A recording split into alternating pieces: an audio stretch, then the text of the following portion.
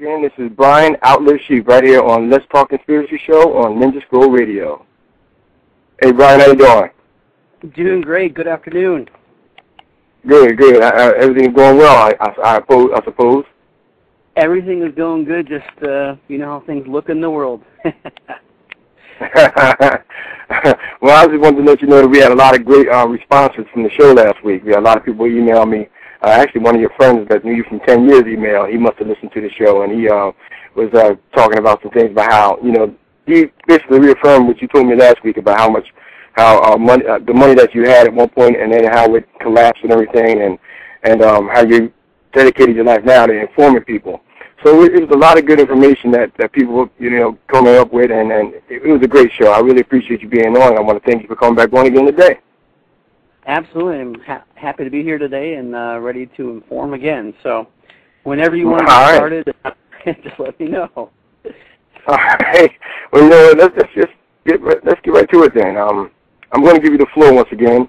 For those listeners that didn't listen in last week, we have Outlivesheep, a.k.a. his real name is Brian, but he goes by the name of Outlivesheep. He's on YouTube, and he also has his own website, outlivesheep.com. He really is digging into a lot of information that people need to be aware of. So I'm going to give him the floor right now. So those that didn't listen in last week, you get a chance to hear everything he said. Kind of give us a recap on what we talked about last week with the oil spill, and then, you know, go ahead on to about the decline of the middle class if you can for us, Brian. Perfect. Sounds great. Well, what we talked about this last week was we talked about the BP oil spill, oil volcano, oil gusher. I don't even consider it a spill anymore because a spill is something that can be cleaned up. What we had this last week was we were concerned about the storm that was coming into the Gulf, and that went south of the oil spill.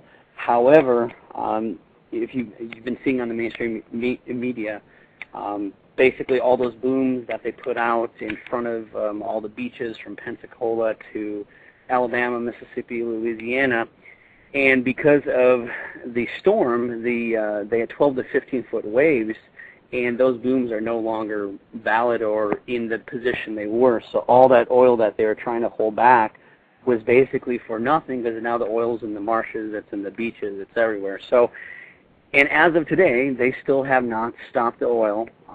They're still trying, of course, but what the mainstream media puts the spin on it is that, hey, you know, it's just a recovery. It's just we're in the recovery phase of this, and they don't tell you that what really is happening, and that's what we talked about this last week with the methane gas that's building, the hydrogen sulfide, the benzene, as well as the Corexit 9500, the oil dispersant, that all it does is basically disperse the oil 15 feet below the surface. And the problem with it is, and if you looked at the movie I made, I make it a week ago, with the dispersant that's being evaporated into the air, and then, the movie I just made, it's called Apocalyptic Rain. What we're finding out now, and what the scientists are saying, and many people may disagree because they can say, well, if you have salt water and glass and you evaporate, the salt is left, and therefore it's not going to rain salt water on a city 500 miles away. But the problem is that the chemicals that are in this water, the light hydrocarbons, part of the oil spill, as well as the dispersant, the benzene, the methane, that's being evaporated because some of it is lighter than air, it's attaching to the molecules